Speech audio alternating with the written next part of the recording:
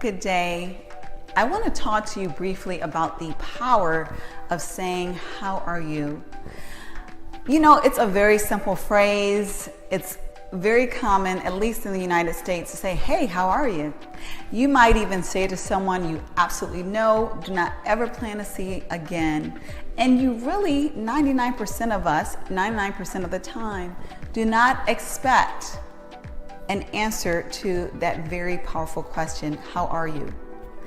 I want to talk about that because when I look at those three words, 9 letters, in this very basic sentence, I think, wow, that is a powerful, powerful sentence, a powerful question. And I think specifically about Koreans who use a phrase that I will not even dare to pronounce and disrespect that saying. But essentially the phrase means, have you eaten? And it's equivalent today to, how are you? Are you okay?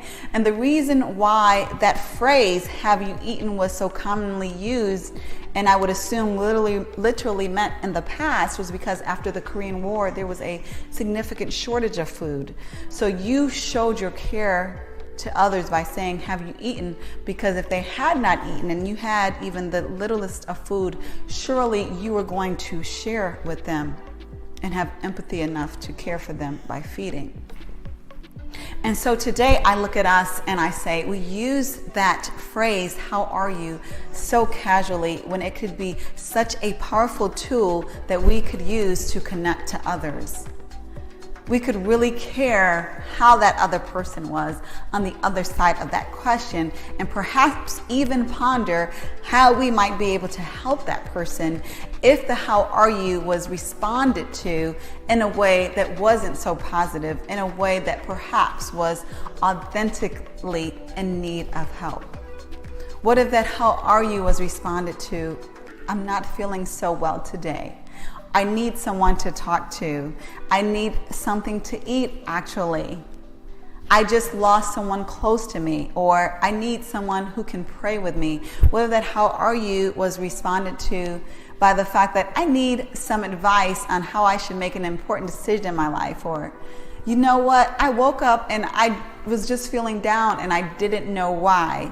What if that how are you was responded to in a way of, you know what, today is a day that I don't know how to be happy. When we think about people, especially dealing with mental health challenges, most of us would say, oh my gosh, like I didn't ask for all of that. What am I supposed to do with all of that?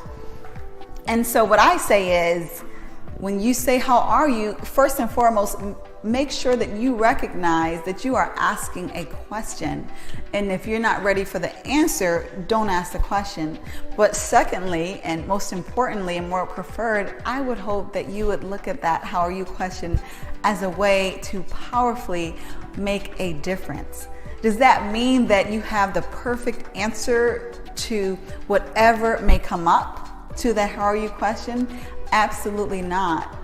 But what it does mean is that you just might try to help that person in the smallest or biggest way of your capacity that you can. So I was pondering over that, and I wanted to share my perspective on it because I said to myself, wow.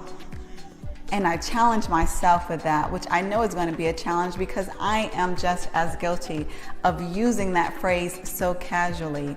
But I now challenge myself to use that phrase not to fill in a space or void in a conversation, but to use it to powerfully make a difference, even if that difference are tiny increments over time with different people.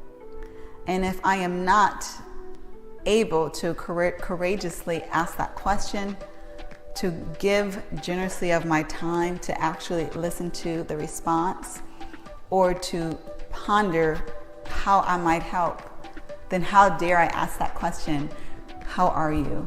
I hope that you receive this the way that I received it when I thought of it and pondered over it. And I hope that you have a wonderful and a blessed day.